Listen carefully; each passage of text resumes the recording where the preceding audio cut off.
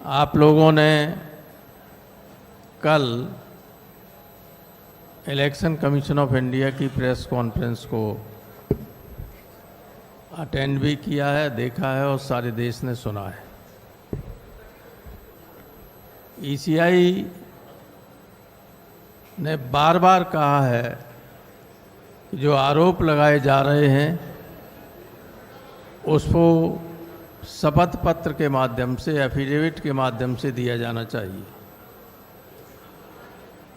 मैं आपको बताना चाहता हूं कि 2022 के उत्तर प्रदेश के चुनाव के वक्त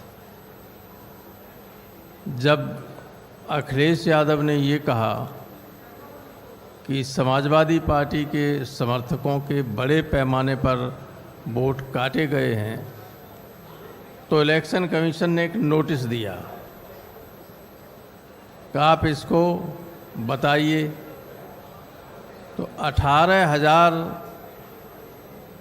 मतदाताओं के एफिडेविट दिए गए इलेक्शन कमीशन को, जिसकी सारी रसीदें भी थीं। और आपको आश्चर्य होगा कि एक भी उस एफिडेविट पर आज तक कोई कार्रवाई नहीं की। जो इलेक्शन कमीशन रोजाना राहुल गांधी जी से एफिडेविट मांग रहा है, उस इलेक्शन कमीशन को हम 2022 में 18,000 गलत तरीके से काटे गए वोटों के एफिडेविट दे चुके हैं। इस तरह के एफिडेविट हैं, उसकी सब रसीदें हैं और कोई कार्रवाई नहीं हुई।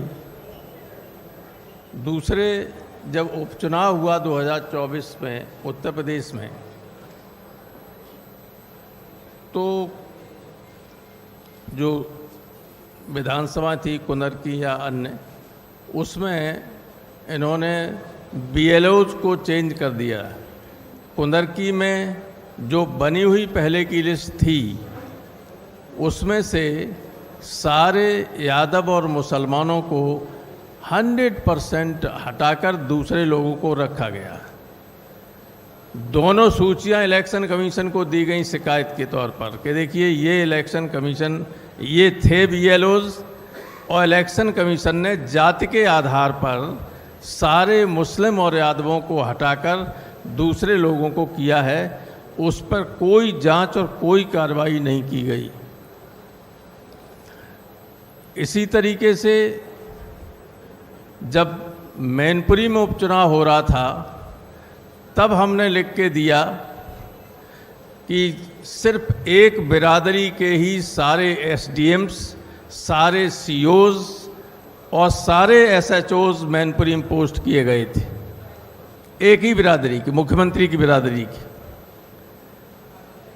आप जानते हैं कि जब चुनाव होता है तो चुनाव वाले दिन एसडीएम और सीओ गाड़ी लेके चलते हैं, पुलिस और पीएसी उसके साथ होती है। जिस बूथ पे चाहें उस बूथ पे लोगों को दौड़ा के हटा दें और वोट न पड़ने दें, ये काम उनका होता है। बजाय इसके कि ये देखें कि वोट सही तरीके से पड़ रहे हैं, कोई अव्यवस्था तो नहीं हो रही है, और वो भी उनका अधिकार नहीं होता है। वोट को चेक करने का अधिकार केवल प्रिसाइडिंग ऑफिसर, पोलिंग ऑफिसर्स को होता है। लेकिन ये सब आपाधापी करने के लिए इस तरह की व्यवस्थाएं की गई, जिसकी लिखित शिकायत हुई और किसी के खिलाफ कोई कार्रवाई नहीं की गई। तो इलेक्शन कमीशन का ये कहना कि बिना तथ्यों के शिकायत की जाती है, कोई एफिडेविट नहीं दिए जा रहे हैं, वो गलत है पूरी तरीके से। इससे सब लोगों को अपनी अपनी बात, दिल्ली में बहुत बड़ा घपला हुआ, संजय सिंह जी बताएंगे आपको। और हमारे यहाँ तो अभी से फिर वोट काटने की प्रक्रिया शुरू हो गई उत्तर प्रदेश में। अभी से पूरे उत्तर प्रदेश में ट्रांसफ़र की लिस्ट आप देखिएगा। अगर ठीक जगह पर कुछ हमारे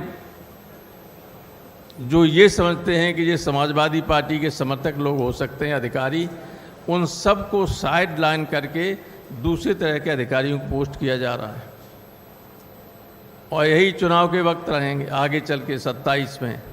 तो ये सारी गड़बड़ियाँ कैलकुलेटेड वे में होती हैं और इलेक्शन कमीशन पूरी तरह से नज़रअंदाज करता है हमारी शिकायतों को। ये हमारी शिकायत इलेक्शन कमीशन से है, जबकि भारतीय संविधान के आर्टिकल 326 में ये लिखा है कि जिस व्यक्ति ने 18 वर्ष या उससे ज़्यादा की उम्र प्राप्त कर ली है उसका वोट रजिस्टर होगा। अगर उसका वोट रजिस्टर नहीं है तो उल्टी तरफ से पढ़ें तो इसका क्या अर्थ होगा? एनआरसी लागू हो गई। कोई भी दरोगा ये कह दे कि भाई संजय सिंह का वोट नहीं है, इनका वोट नहीं है, तो वोट नहीं है माने ये नागरिक नहीं है देश के। ये बहुत ही गंभीर स्थिति है। इस गवर्नमेंट का मंशा और इलेक्शन कमीशन का मंशा आर्टिकल 326 के इंटरप्रिटेशन पर देखिए कि बहुत ही गलत है। ये देश के लिए हानिकारक है। गंभीर चिंता की बात है सारे देश के नागरिकों के लिए। जिनका वोट नहीं होगा उनसे सरकारी अधिकारी कोई भी ये कह सकता है कि तुम तो इस देश के नागरिक नहीं हो। तो ये स्थिति है और इसको आप लोगों के माध्यम से मैं चाहता हूं कि देश की जनता को जागृत कीजिए। आप भी केवल सत्ताधारी दल की बात मत सुनिए, विपक्ष की भी बात सुनिए। यही देश को बनाने का काम करेंगे। बहुत धन्यवाद।